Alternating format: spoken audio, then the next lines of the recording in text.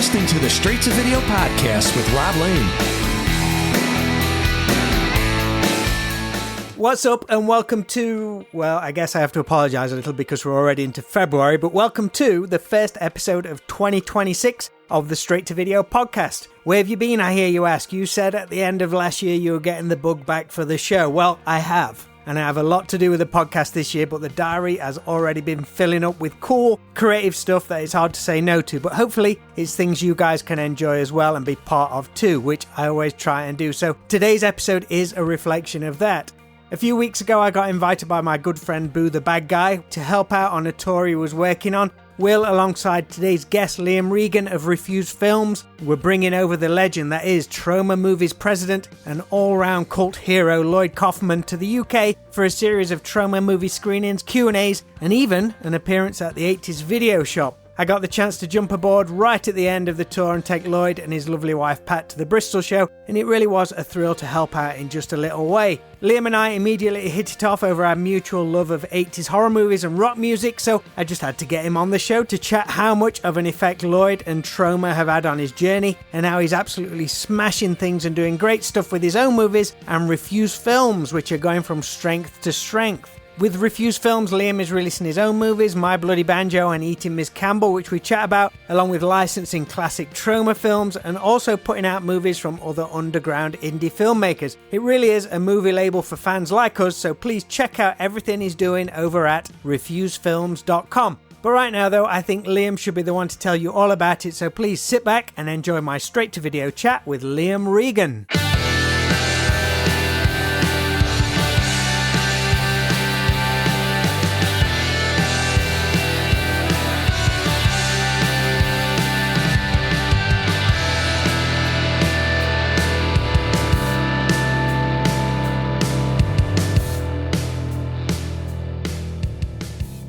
Hey Rob. Straight in there. Look at that setup in the background. Is that the hub? Yeah, pretty much. You know, Blu-rays that I've wrapped and ready to go, I put on there. And then, yeah, this is where I live 24/7. Yeah. So how you been? Everything good? Good. I pretty much recovered from the Troma event. You know, just 3 days of just insanity, but I enjoyed it. But there was definitely a come down. What you and our mutual friend Will put together was exceptional, mate. It really was. And everything ran so well. I was floored when you told me it was the first time you'd done something like that. Yeah, you know, so me and Will Bailey have been speaking about bringing Lloyd over for maybe a year or two now. It's been in the works for a long time. And Lloyd hasn't been to the UK for like over 5 years. It may have been like 7 years at that point. So just to see the tickets and everything just sell out really quickly, especially my hometown of Sheffield, you know, to me, I was really proud of the UK of, you know, everyone coming out and supporting, in my opinion, the king of independent cinema. Did you recognise loads of people who came out? I recognise some people, yeah, man, yeah. So I had lots of friends that came out to support it, but I also met so many people that didn't know I directed Eating Miss Campbell or anything. I sold someone Eating Miss Campbell and I asked them if they wanted me to sign it, and they were like, why? And I'm like, oh, sorry, I directed it. And it just goes to show that, like, because you feel like sometimes when you've directed a movie, I'm sure like when you've released an album, you feel like you've exhausted like everyone who could have potentially have heard about it or seen it. And that obviously wasn't the case, which is a good thing, you know. But yeah, it was great. So many people came out. I had a friend called John who went to each and every event. So that was incredible to me that he was just as hardcore as we were, I guess. How long had that all been in the planning stages? Had there been a lot of back and forth to get everything locked in? Yeah, I'd say for like a year or almost like a 2-year kind of time frame. But then it was like nearer to the end of 2025 where we're like, okay, we should really pull the trigger on this. That's probably the scariest bit. Are we going to do it? Totally, yeah, because, you know, you've got to get everything aligned, and Lloyd Kaufman is obviously a very busy guy. So just aligning that and then being like, okay, so what are the venues? And then, you know, which films should we choose? You know, a lot of planning goes into that because obviously the Toxic Avenger remake came out in 2025 and there was lots of screenings of Toxic because Toxic Avenger, you know, you could argue is a bigger brand than Troma is. But for me, I kind of wanted to give people 3 films to give people a taste if they've only seen Toxic Avenger, what else Troma Troma can offer. And I think we probably chose the three best films that really shows that. How was the whole experience from you being like putting it all together? I mean, you've known Lloyd and his wife Pat for many years now, so that side of thing was covered, which can usually, like if you're promoting a tour with someone you've never met before, that's the first barrier you've got to overcome. But obviously that was sorted, so that probably made things run a lot smoother. But was the tour the success you hoped it would be? Oh, more so. I mean, it was ran, and this is, Will and your good self. You guys really helped me, put this together in the different venues and everything. And yeah, I don't think I could have done it. I definitely couldn't have done it on my own, especially because this is my first time. And I think because Lloyd's been a huge influencing figure in my life since I was only 11 years old, I feel like I've done everything now. I've acted in Troma films. I've worked on Troma films. I've made a movie with Troma. Lloyd produced it, and they've distributed my films. I license films and I distribute them. And I think the only thing I needed to do was bring Lloyd over to the UK for a tour. So I think like my checkbox of, okay, what else can I do at Troma is pretty much full right now. Well, speaking of Troma, it's been a part of your life since the mid-90s, I believe. I think you're already a fan of horror movies before you picked up a copy of Toxic Avenger 2. Was you like 11 years old? That's right, yeah. So I recognized Toxic Avenger 2 in the X-Rental pile at Blockbuster Video. I mean, I grew up going to the video stores in the late 80s and the early 90s. So like for me, just going into the horror section, seeing Graham Humphrey's artwork for Freddy's Revenge just gave me goosebumps, because I felt like when you enter the horror section as a kid, you're not supposed to be there. You're supposed to look at the children's videos, but like just the imagery for a young kid just, ran wild. Somebody said to me one time, what's inside these boxes? Yeah. You got this amazing artwork on the cover. Yeah. What is it inside there? Right, exactly. And I think for me, that's like just the genius of marketing back then, especially for the horror genre, is that like I remember seeing the video covers for Nightmare Vacation, which are the Sleepaway Camp sequels. And I'm thinking, is Freddy and Jason in Nightmare Vacation 2? What the hell? Like this was before the crossovers. This was long before the rumored Freddy versus Jason or the Marvel Cinematic Universe. I was like, Nightmare Vacation 2? Do Freddy and Jason go at it? That's got to be in the top 5 of mismarketing genius of all time. They would never get away with that now. It's interesting because if you look at the US VHS for Sleepaway Camp 2, you'll see a model on front of it and she'll have like a hockey mask and the glove hanging out the back of her back. Because in the movie, just to add context, there's these campers that dress up like Freddy and Jason. I think one of them's also holding a chainsaw. But like when you see the UK cover for Nightmare Vacation 2, which is the UK title of Sleepaway Camp 2, you're like, whoa, this is kind of like,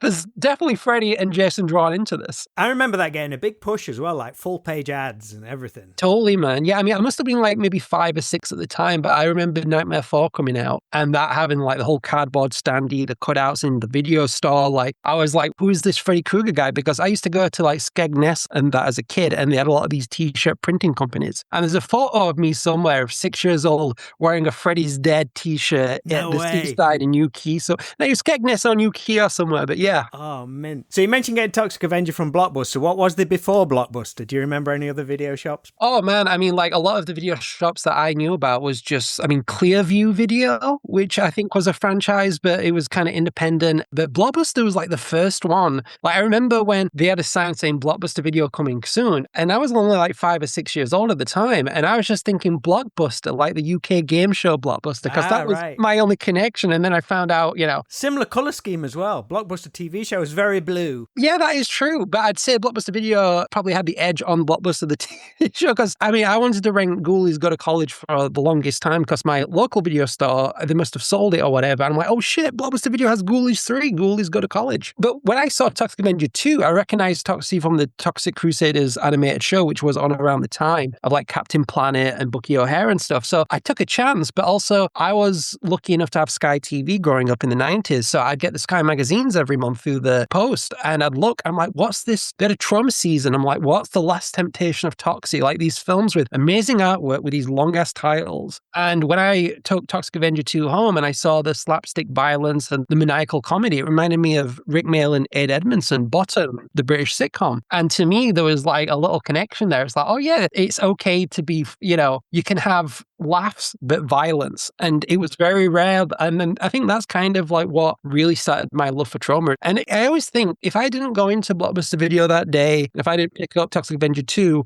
would we be speaking right now, Rob? I don't know. Proper crossroads moment for you, really. 110%, yeah. And it was something about just that 1996 launch, because Troma came out with Romeo and Juliet. They just signed a new video distribution deal. And like every month, I used to buy SFX magazine, which is like an Empire magazine, but for sci-fi and genre and all that. And they had an interview with Lloyd in July 1996, and I've still got the magazine in the other room. And just hearing this guy talk about like, you know, with Class Nukem High and just these titles, I'm like, again, as a young kid, your imagination runs wild. And I just never thought that my love for Troma, because I'm still a big Troma fanboy, would take me to where I am now. And I feel like I've just checked everything off the list. Because obviously, just pre-internet taking over, how easy was it for you to track down other Troma releases? It was pretty hard. So like in 1996, I remember my auntie had Britannia Video Club, So I remember I bought Toxic Avenger from there. And when you open up the VHS case, they'd be like, coming soon. So before the internet came about, my mum would have to phone HMV and then order the stock in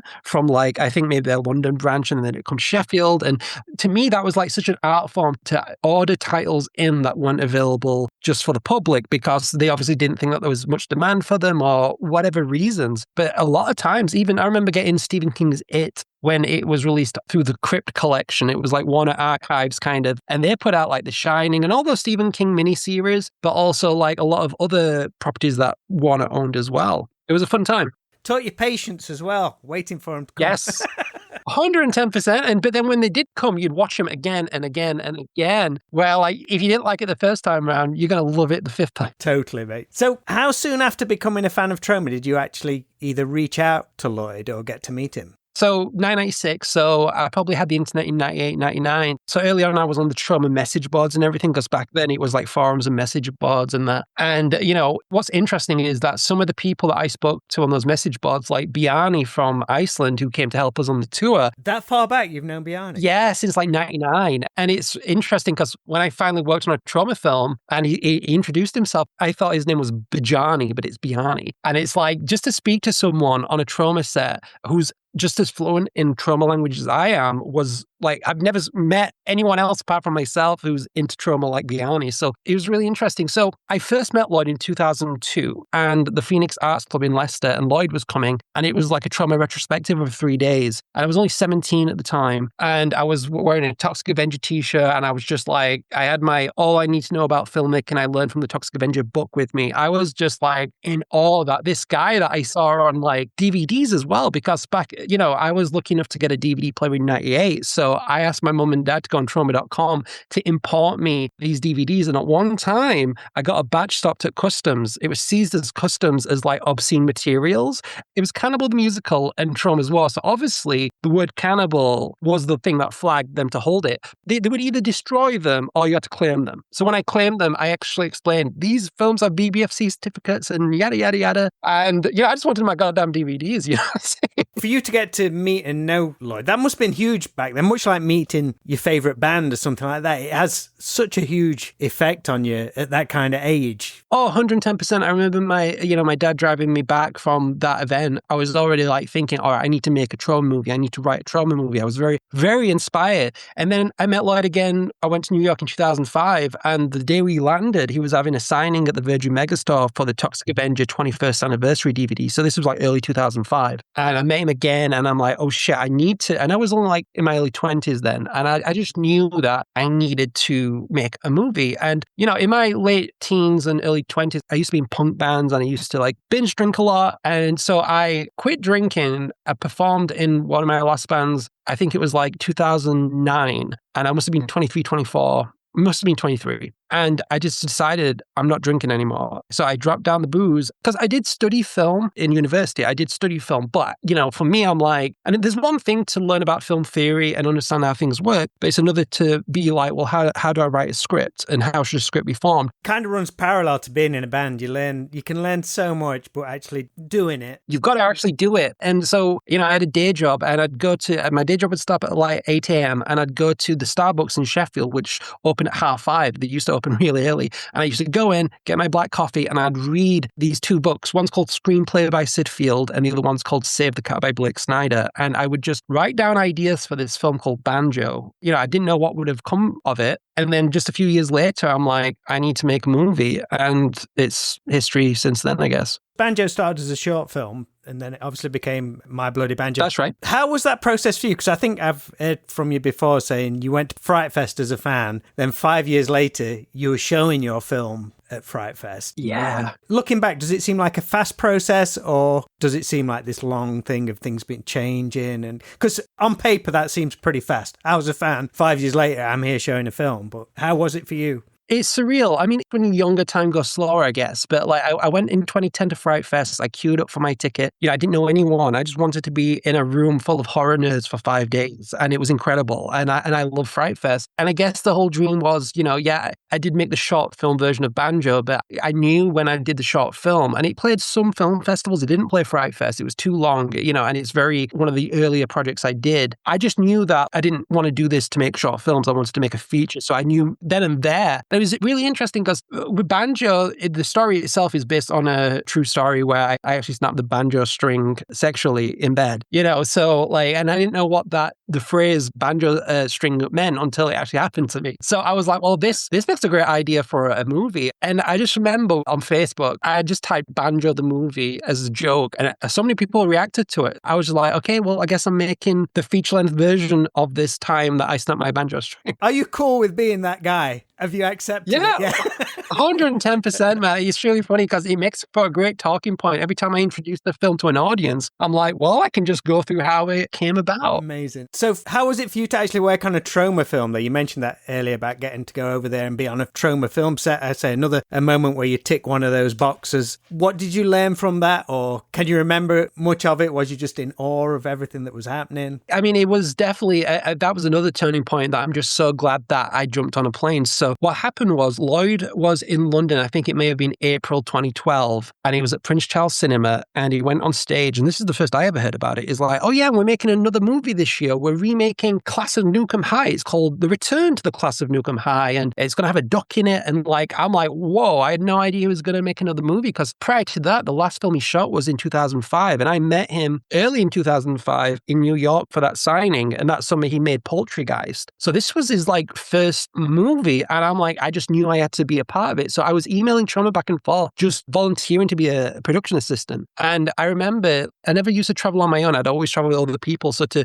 jump on a plane at I think it was 24 or 25, it was quite daunting because I was going to a place called Buffalo Niagara, which I've never been before. And I was told that I was going to stay on the floor of this abandoned funeral home with over 100 people and 2 showers. And I was like, it didn't matter to me, because the best thing about Troma documentaries, especially Terra Firma, Citizen Toxin, Poltergeist, is that they had these feature-length behind-the-scenes documentaries that would show you how rough it is on a Troma set, how upset Lloyd can get on a Troma set. And these documentaries were designed to show people that, because a lot of the studio DVDs at that time would only show people patting themselves on the back, good job, everyone's having a great time. But much like, being in a band, everything is DIY, you've got to set everything up yourself. And I learned so much. That, to me, was my real film school, is when I worked on Return to Nukem High. And I think what's great about it, we worked on it in the summer of 2012. And the people that I met during that production, I'm still working with today. And a lot of them are in my films. I've got a good friend, Justin Martell. He works for Shudder. He produces Joe Bob Briggs' The Last Drive-In, and he did the Castle Freak remake. He did Subspecies 5. He's done all these great fucking movies. And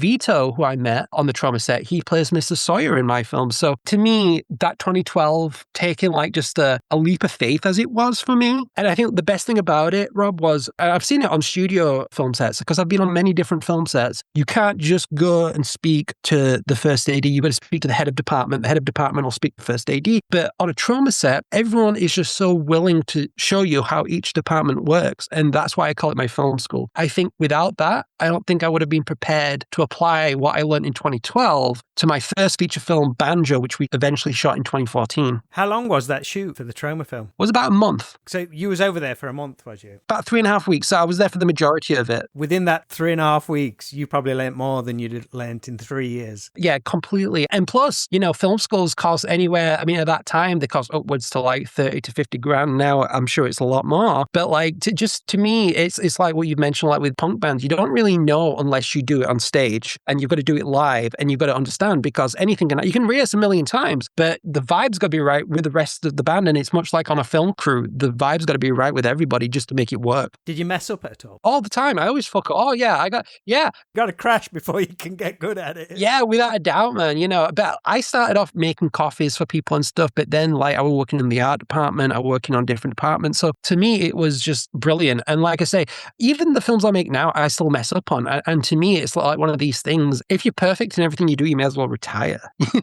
You've got to fuck up to learn. Music has obviously been massively important for you too. Have music and movies kind of walked hand in hand? Because I know you've had some of your favourite bands on the soundtracks to some of your own films and all this kind of thing. So horror films have been with you since like pre-teens. When did music become a thing for you? Well, Romeo and Juliet. When I first saw Romeo and Juliet, and, I knew about Lemmy from Motorhead because when I rented Hellraiser 3 Hell on Earth, it's that awesome song in the end credits. I'm like, this is fucking awesome. So when I saw Romeo and Juliet, and this was written by James Gunn, and you can tell he had a hand in the soundtrack because a lot of these like bands like at that time, like Wesley Willis was on there, and Superchunk, and you had Motorhead, and you had Sublime, you had the Ass Ponies. Like you had all these like really weird like indie bands from different genres, not just punk, but like power pop and all that kind of stuff. So when I got the Romeo and Juliet soundtrack, that's what opened me up to a lot of other bands. But it wasn't until I would say like in the late 90s, because I grew up in that era when nu metal and pop punk and punk rock was big. So when I found Kerrang, I saw, oh, Lemmy's in this, and I found out who Lemmy was and everything.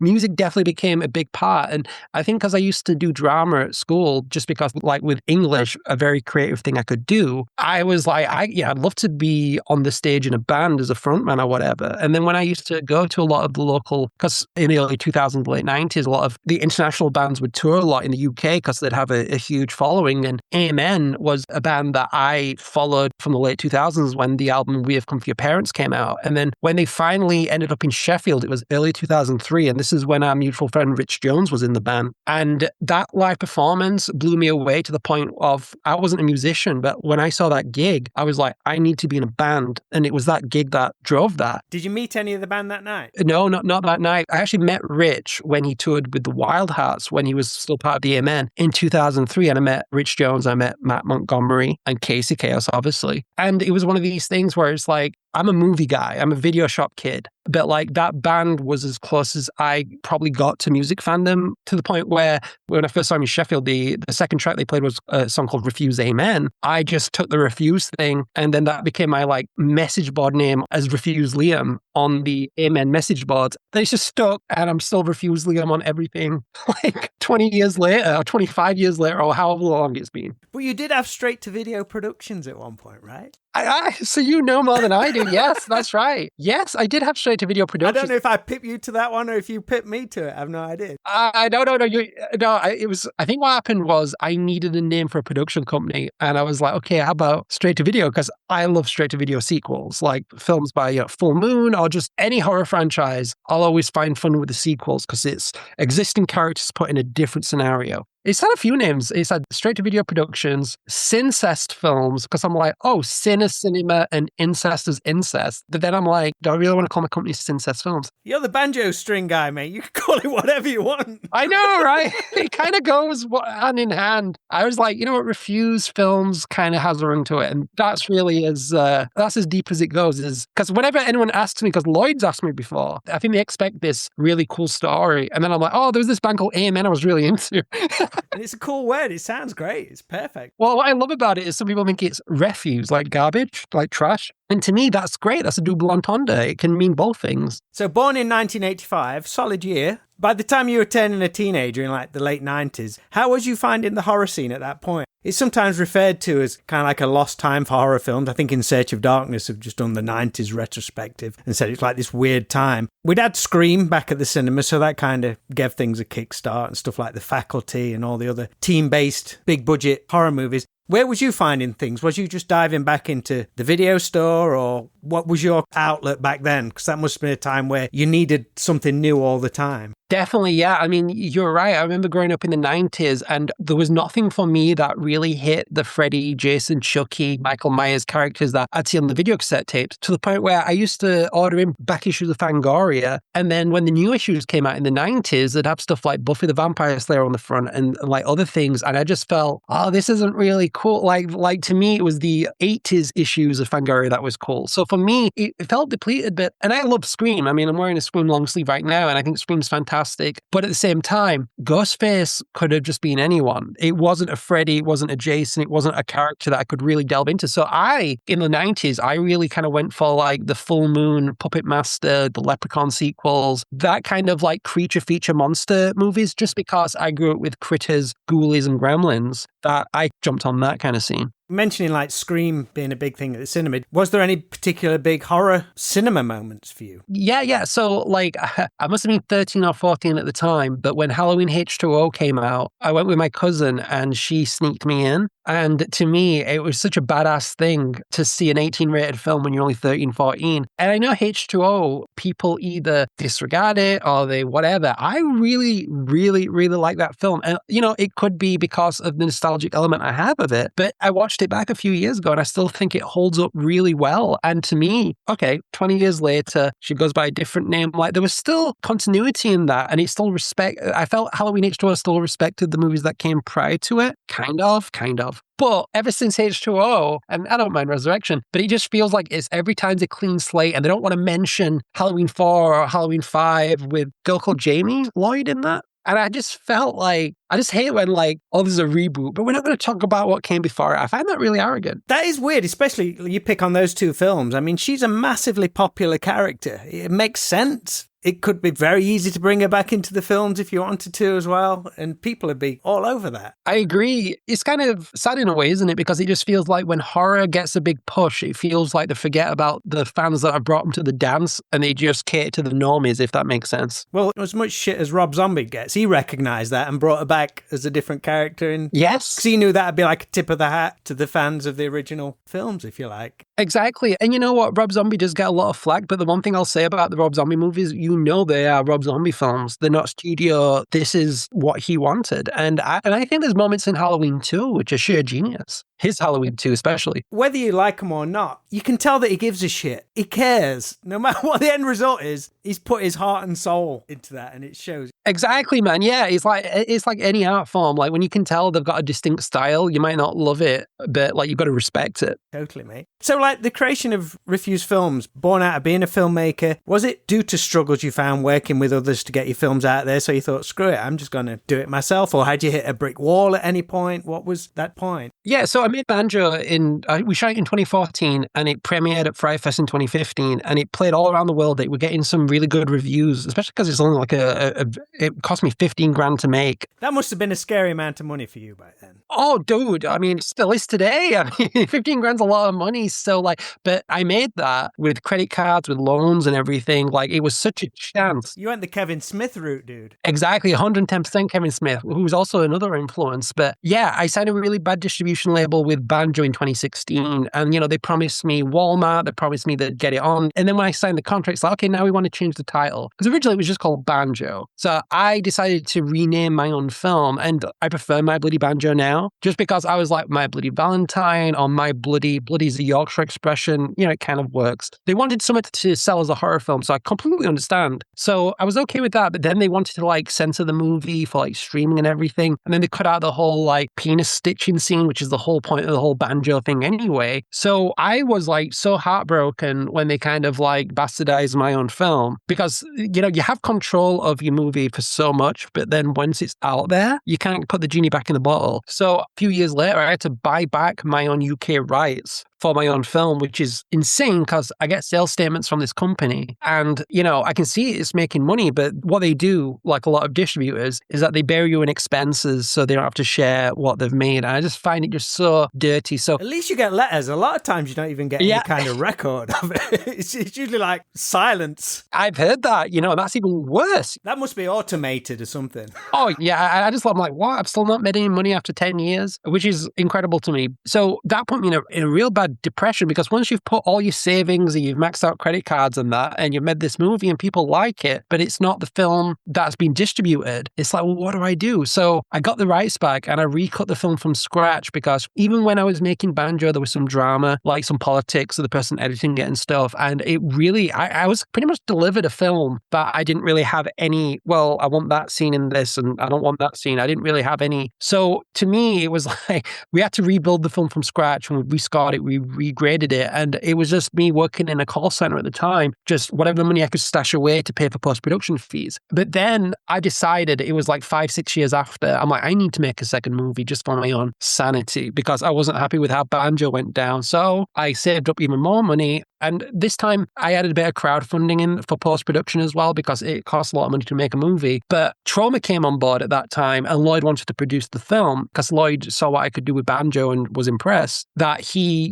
says, hey, Liam, I'd love for Troma to put out the movie. And I was able to negotiate the deal where Troma owns US rights to the movie and I own every other territory, so that I can still make money off my own film. US is a big place. You sort that out. I'll sort England out. Exactly. And to be fair, Rob, it was the best thing I could have done, because I already had my Bloody Banjo edited. So when we did the crowdfund for Eat Miss Campbell, I put that up as like a, perk kind of thing. Hey, you can get the first movie. Because Eat Miss Campbell is a sequel, and it was designed as a sequel just to put eyes on Banjo. So when it came to self-distributing Banjo, we had one title, and that sold really, really well. So I was like, okay, well, Eat Miss Campbell, I'm obviously going to self-distribute. But then online retailers and stores wanted to like buy copies from me as wholesale, which really helped the film, because that's another distribution revenue when people around the world wants to stock their titles on their websites or whatever. And then when Banjo and Eat Miss Campbell happened, I was about to be made redundant at my call center job that I were at like 13 years. And they treated me really well. They gave me time off to make films. They gave me time off to travel and all that kind of stuff. So to me, I was like, well, we may as well license Troma films. And that's kind of where Refuse Films started in a way. Did you have any like prior experience? Obviously, you know how films work and stuff like that, but going into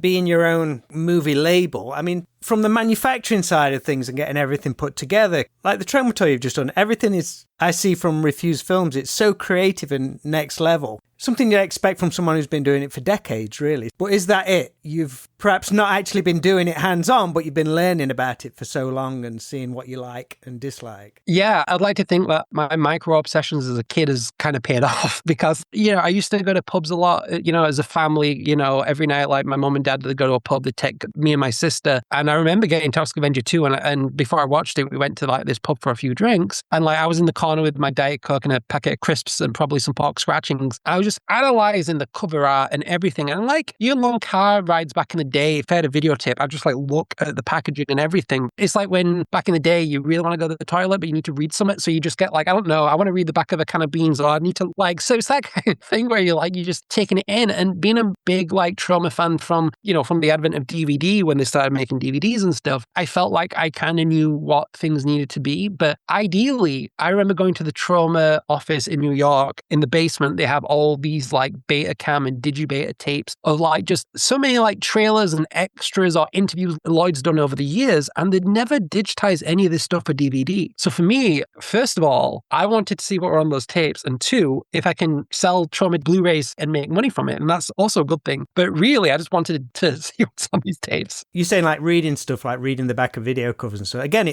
I'm going to put a parallel with music. It's like you'd read album sleeves and things like that. So as a kid, you don't know what mastering is or mixing is. But if you go to start your own label, if you paid attention, it's like, well, there's this thing called mastering. I don't know what it is, but everyone else is doing it. So I need to find out what mastering is and apply that to whatever I'm doing production-wise. Totally. And that's the thing. It's like, I didn't know a lot of that stuff. So like the person that was helping me put Banjo together, he owns a post-production house called Maniac Films. Because we shot the film in 25 frames per second, which is a no-no. You should shoot it in 24, because 25 is like the PAL equivalent, I guess, but like 24 is more cinematic, and a lot of Blu-ray players will only play like either 23.97. So, woo, that's over my head, mate.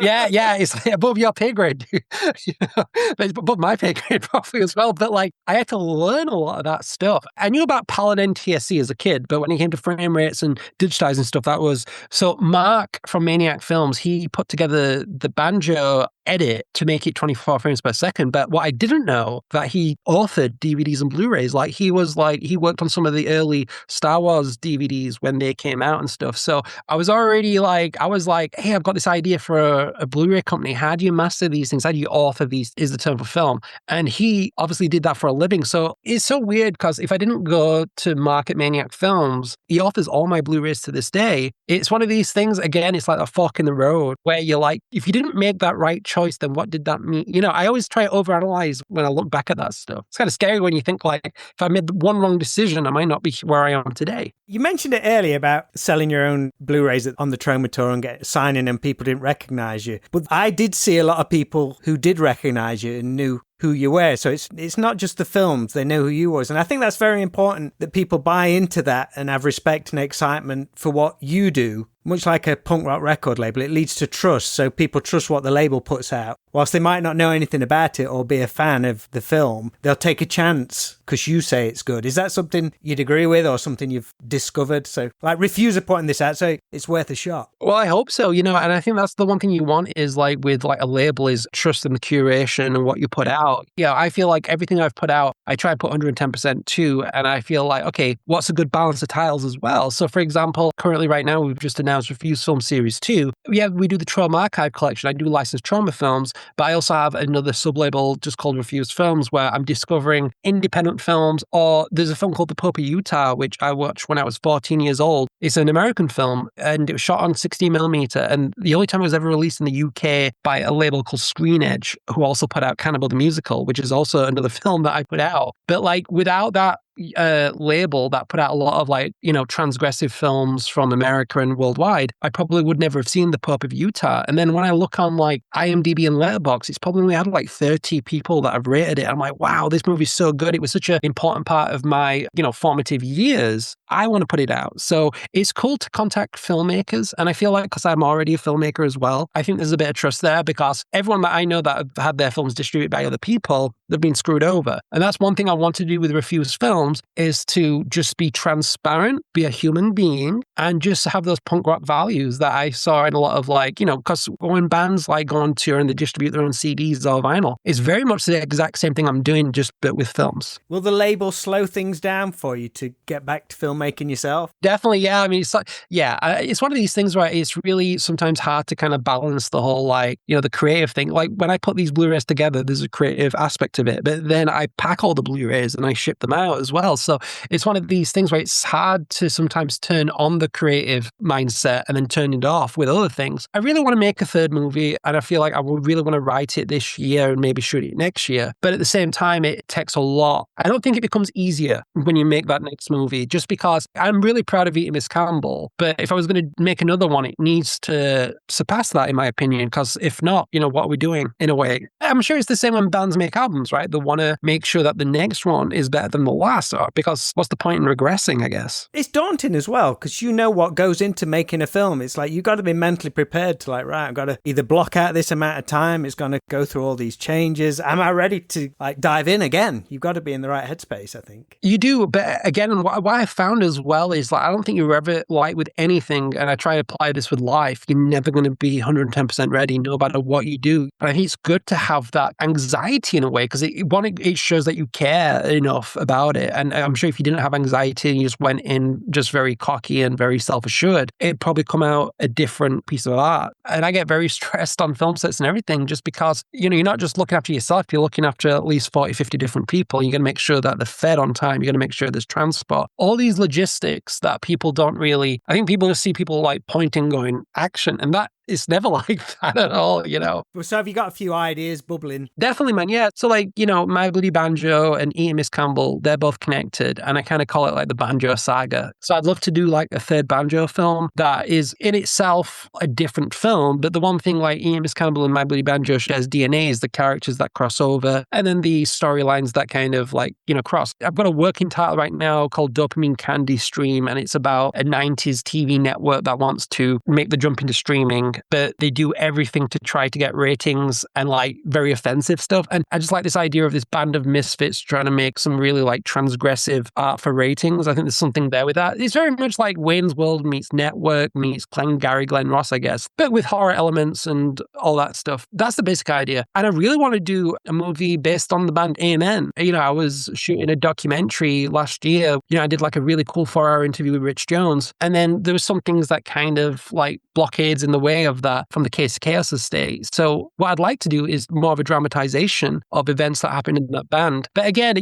I'd want everyone who is obviously, alive and well to be on board with it. So that really, if I'm going to be completely honest with you, Rob, that's like kind of my passion piece is I really want to do the Amen movie. And I love Troma, but I feel like I've done the Troma films now. The Troma bingo card's pretty full. It's pretty full right now, dude. Fill up that Amen one. Yeah, totally, man. Yeah, it was interesting because when I heard Casey passed in December 2024, it's interesting because I think there's two different types of Amen fans. There's three. Okay. I think there's the fans of the music. I think there's the fans of just Casey Chaos as a cult of personality. And then I think there's the fans that saw that live show and knew that one person can't do that. It takes a band. And to me, yes, Casey wrote all the music and everything, but it was that specific Death Before Music lineup with Luke Johnson as well in it that I was like, this is the band. And even when I listened to the music, even though I know Casey did the instruments, which it always makes sure in interviews, Casey would say that, oh, by the way, I did all the, instruments on the record. I just think that kind of takes away from the band itself. I always thought Amen because they were really they were sold as like a nu metal kind of band earlier on, and they dressed like that.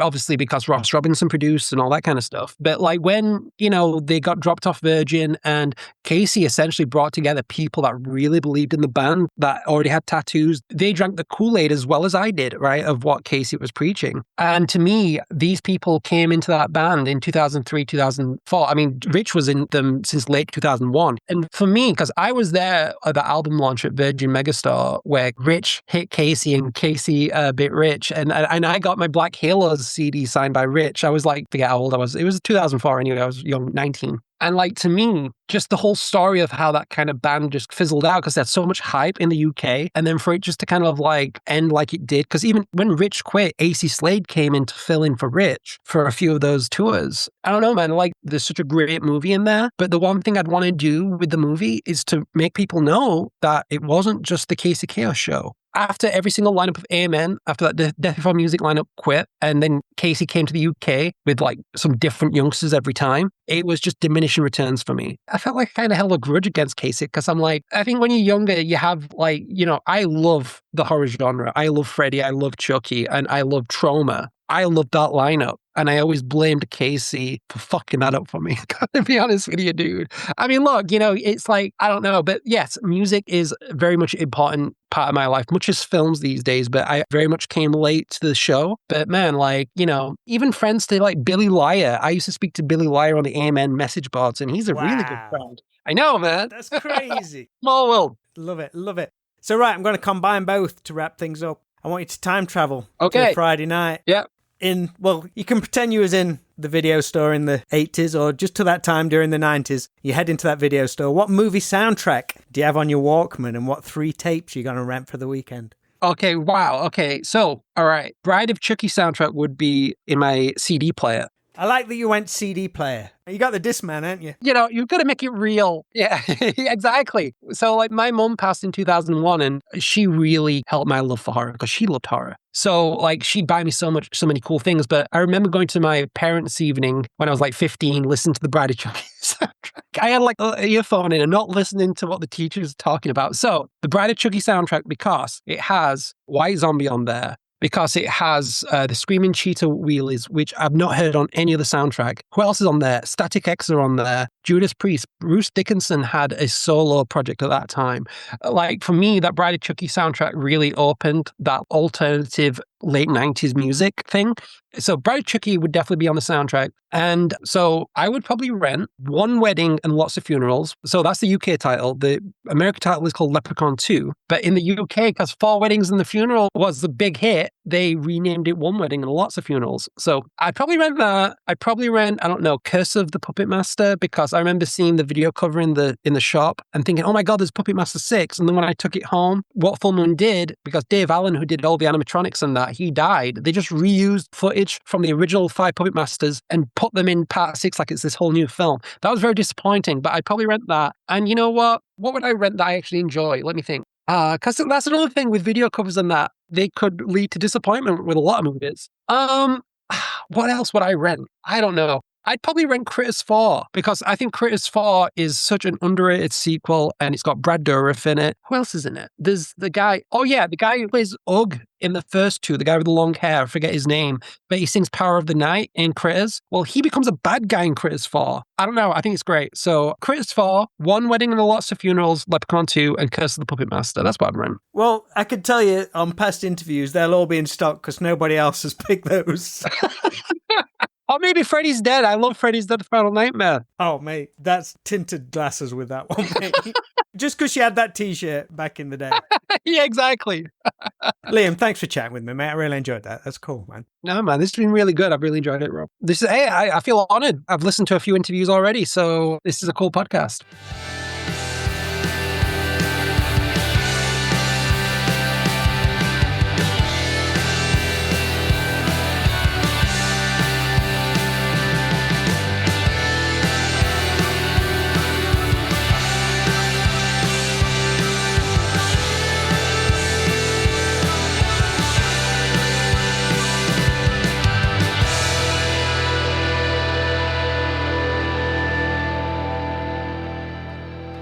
Massive thanks to Liam Regan of Refuse Films for chatting with me on today's Straight to Video podcast. It was a lot of fun to catch up and I really can't wait to see what's next in his movie journey. For everything you need to know then check out refusefilms.com.